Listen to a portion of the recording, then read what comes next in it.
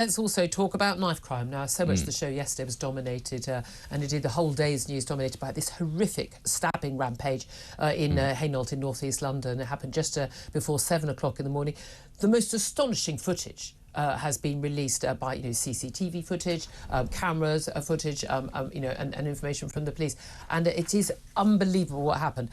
What we know so far, we haven't had the identity of the man who has been arrested. He's in hospital. Police have yet to even question him. They're waiting to question him today in hospital. He has injuries, we understand, as a result of crashing a van into the side of a house in Hainault. That's early in the morning. That was what the initial police calls were about. 36-year-old man.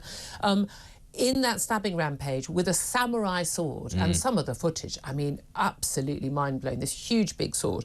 The man stabbed 5 people, including a 14-year-old boy on his way to school, who has died of his injuries. 2 of those others who were injured are police officers.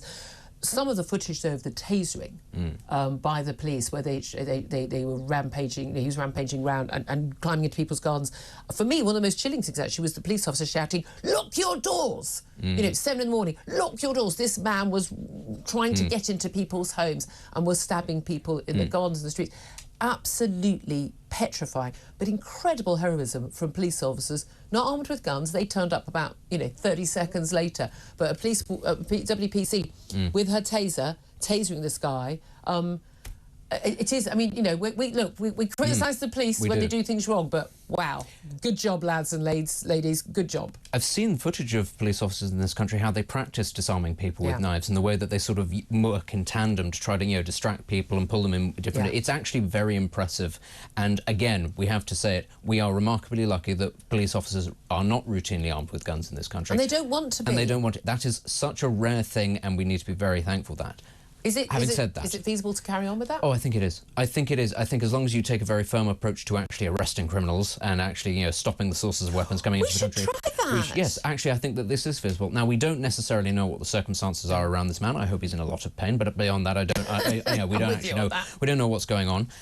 But it is, I'm afraid to say, becoming an increasingly regular occurrence that people, it must be said, not with samurai swords. It's usually machetes or zombie knives, as they're called, running around intimidating and stabbing people. It tends to be gang-related. Drug-related. And a lot of it is going on. Far too much is going on, and it is something, I'm afraid, that there should be a lot more accountability, I think, from City Hall, from Sadiq Khan, especially given his performance the other day when he laughed off the claims of his opponent that he said you've been watching too much episodes of The Wire. That's not an acceptable response. This is not a new thing. This is not an isolated. The circumstances might be a bit wild in the all things considered, but stabbings are not that uncommon in London, and that's unacceptable. I believe 70 fatal stabbings this year. I mean, serious stabbings this year.